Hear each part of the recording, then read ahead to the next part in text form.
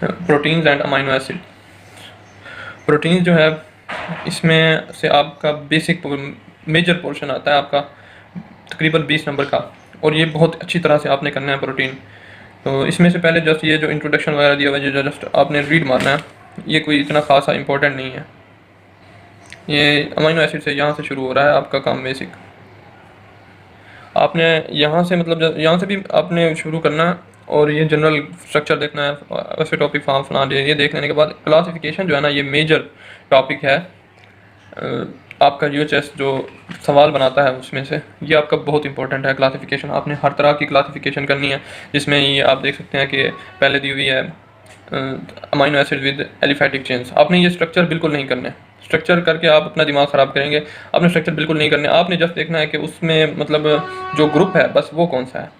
इस तरह ये अमीनो एसिड, ये अब क्लासिफिकेशन है ऑन स्ट्रक्चरल बेसिस पे, on the basis structural basis पे अमीनो एसिड की ये वाली क्लासिफिकेशन बहुत इंपॉर्टेंट। क्लासिफिकेशन जितनी भी दी हुई है ना, आपने अच्छी तरह से करनी है। ये दूसरा ग्रुप है amino acid with OH group, hydroxyl group. इसके बाद आगे इसी तरह बहुत सारी क्लासिफिकेशन, ये ग्रुप्स की ग्रुपिंग की हुई है इसने, तो ये आपने सारी अच्छी तरह से करनी है और आपको पूरा अच्छी तरह से पता हो। तो और ये सारी क्लासिफिकेशन आपने करनी है। ये उसकी फिर दूसरी मतलब बताई हुई है सारी क्लासिफिकेशन, नीचे ये सारी दूसरी क्लासिफिकेशन बताई हुई हैं। और यहाँ से सारी मतलब क्लासिफिकेशन वर्ड टू वर्ड आपको आनी चाहिए, मतलब कौन कौन से हैं आर पॉजिटिव आर ग्रुप वाली, नेगेटिव आर ग्रुप, पोलर कौन सी है, नॉन पोलर अमीनो एसिड कौन से हैं, और न्यूट्रिशनली इसेंशियल कौन से हैं, नॉन इसेंशियल कौन से हैं। ये आपको सारा वर्ड टू वर्ड आना चाहिए, ये बहुत ही इंपॉर्टेंट है। इसमें से लाजमी आता है, MCQ भी आते हैं और SCQ भी आते हैं। SCQ इस तरह आ जाता है कि आपको सिंपल सा कह देते हैं कि right classification of amino acid on the basis of essentiality, या ग्रुप की बेसिस पे कह देते हैं। आपने जो काम करना है इनमें से स्ट्रक्चर बिल्कुल नहीं करने। लड़के स्ट्रक्चर करने लग जाते हैं और इस पे मेजर टाइम ज़ाया कर देते हैं। आपने जो मतलब फोकस करना है वो सिर्फ ये कौन से ग्रुप्स में ये कौन कौन से अमीनो एसिड्स हैं, ठीक है। और उसके बाद अगर आपने ज़्यादा डिटेल से पढ़ना है, अगर आपको शौक है, तो बस यही इंडोल वगैरह ये आप मतलब देख लीजिएगा कि कौन कौन सा ग्रुप उसमें है। ये भी इतना खासा आता नहीं है। उसके बाद इनको निमोनिक के साथ आपने याद करना है जो अमीनो एसिड की क्लासिफिकेशन है, वरना वैसे भूल जाती है बार बार।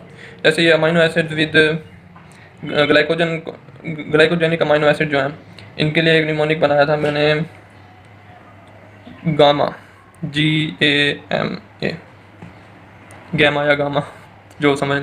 अच्छा, इसके लिए कीटोजेनिक जो थे वो दोनों एल वाले, ल्यूसीन और लाइसिन वाले जो हैं वो बस कीटोजेनिक हैं। बाकी उसके बाद ये ग्लाइकोजेनिक और कीटोजेनिक पीट होते हैं, PITT, इनके लिए ऐसे निमोनिक हैं। ये इनके लिए एक वीडियो अलग भी हमने बनाई हुई है और वो यूट्यूब पे अवेलेबल है, आप वहाँ से अगर देख लें निमोनिकली आपके ये सारे अमीनो एसिड कवर हो जाएंगे।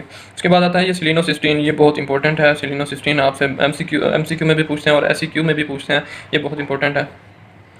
पैरालाइसिन को भी जस्ट एक दफ़ा रीड कर दीजिएगा। और उसके बाद आता है प्रॉपर्टीज़ ऑफ अमीनो एसिड। आपने ये MCQ में ही सिर्फ आते हैं ज़्यादा से ज़्यादा, SCQ इसमें से बिल्कुल भी नहीं आता। आपने बस जस्ट इसको रीड मारना है MCQ के लिए। और जैसे ये हो गया टेस्ट के लिए मोनोसोडियम ग्लूटामेट, ये वाली बहुत इंपॉर्टेंट है, ये MCQ आया था हमारा। और उसके बाद आगे चल के ये आइसोइलेक्ट्रिक pH, इसमें से एक MCQ हमारा आया था। आइसोइलेक्ट्रिक pH, इसमें से एक MCQ आया था, ये बहुत इंपॉर्टेंट है यार। ये सारे MCQ के लिए आपने याद करने, इसमें से MCQ आता है जनरली, आपका SCQ तो आता ही नहीं है इसमें से। ये उसके बाद आती हैं केमिकल प्रॉपर्टीज़, ये भी आपने जस्ट रीड मारना है, SCQ के लिए नहीं, सिर्फ MCQ याद करने के लिए। और बेसिक जो डेफिनेशन वगैरह दी हो आप वैसे याद कर लीजिएगा, लेकिन आता नहीं है इसमें से कुछ, टेंशन के लिए नहीं, ये सारा का सारा आपका MCQ के लिए कवर हो जाएगा यहाँ से। तो आगे जो आपका बहुत इंपॉर्टेंट आता है ना टॉपिक, वो है नॉन स्टैंडर्ड अमीनो एसिड्स।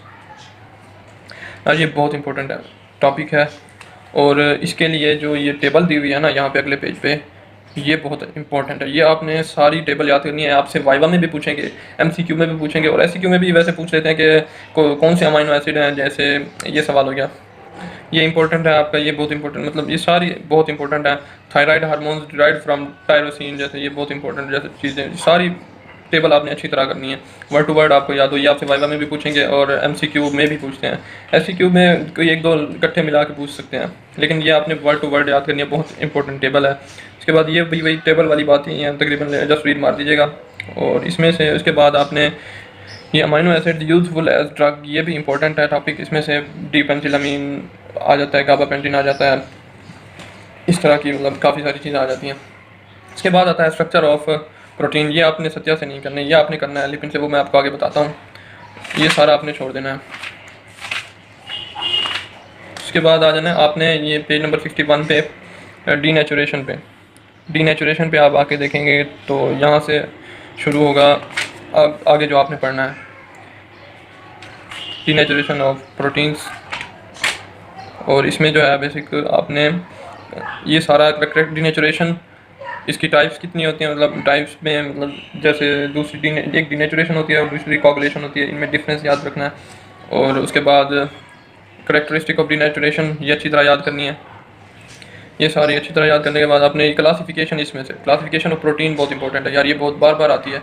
और इसमें आपको ना दिया जाता है, जो वो पूछ लेते हैं कि अमीनो एसिड्स की ना बेस्ड ऑन केमिकल नेचर कि कौन कौन मतलब इसेंशियल कौन सी है, नॉन इसेंशियल कौन सी है। इसमें भी कम लिखी हुई है, मेरे ख्याल से इसमें अभी कम लिखी हुई है। ये पुराना एडिशन है, तो आप दूसरा जो आपका तकरीबन नया एडिशन होगा आप उसमें से देखेगा, आपकी तरह ज़्यादा लिखी होगी, वो आपने बहुत अच्छी तरह सारी क्लासिफिकेशन सारी अच्छी तरह करनी है प्रोटीन की। फिर उसके बाद आता है प्लाज्मा प्रोटीन, ये भी प्रोटीन का पार्ट है। ये प्रोटीन आपने बहुत अच्छी तरह करना है, मैं आपको बार बार कह रहा हूँ, ये मेजर टॉपिक है बायोकेमिस्ट्री में फर्स्ट ईयर की, ये आपने अच्छी तरह करना है। और ये वाला जो पोर्शन है ना प्लाज्मा प्रोटीन, इसमें से आपने भाई कुछ भी नहीं छोड़ना। ये इसमें से एक एक मतलब चीज़ MCQ बन के आ जाती है या SCQ आ जाता है, इसमें से बहुत इंपॉर्टेंट है, ये आपने अच्छी तरह करना है। ये सारा separation plasma protein just concept के लिए एक रीड मार दीजिएगा और इसके बाद ये ग्राफ वगैरह थोड़ा सा देख लीजिएगा। और जो मेन चीज़ आपने याद करनी है इसमें से ज़्यादा इंपॉर्टेंस वाली, ये जो करेक्टरिस्टिक नॉर्मल पैटर्न दिया हुआ है इसमें से ये अच्छी तरह करना है। उसके बाद ये एल्बुमिन ग्लोबिन रेशो, यार ये तो आपसे हर बार हर जगह पे पूछ रहे होते हैं, आपके हर जगह काम आती है, ये अच्छी तरह करना है। और इसके बाद ये एल्बुमिन प्रोटीन जो है ना ये बहुत इंपॉर्टेंट है, इसके फंक्शन क्या होते हैं स्ट्रक्चर में, बस ये आपने जस्ट देखना है कि कहाँ पे प्रोड्यूस होती है, सिंपल जो आपको मतलब याद रहे। कंसंट्रेशन खास तौर पे याद करनी है, एल्बुमिन और ग्लोबुलिन की कंसंट्रेशन, ये आपके यार बार बार काम आएगी, फर्स्ट ईयर में भी काम आती है, अभी सेकंड ईयर में भी बार बार पूछ लेते हैं, ये एल्बुमिन की कंसंट्रेशन क्या है, ग्लोबुलिन की कंसंट्रेशन क्या है, ये अच्छी तरह याद करनी है। और इसके फंक्शन आपने अच्छी तरह पढ़ने हैं। और उसके बाद ये टेबल दी हुई है, ये भी बहुत इंपॉर्टेंट टेबल है। पहले एल्बुमिन का आपको मैं बता दूं, ये सारे फंक्शन वगैरह, ये क्लिनिकल सिग्निफिकेंस इसकी दी हुई है, एल्बुमिन की क्लिनिकल सिग्निफिकेंस अच्छी तरह से करनी है। और यहाँ तक ये एल्बुमिन बहुत इंपॉर्टेंट है, यानी इसमें इस चैप्टर में से यार आपने सारा कुछ ही करना है, छोड़ने के लिए कुछ है नहीं। और इस टेबल को आपने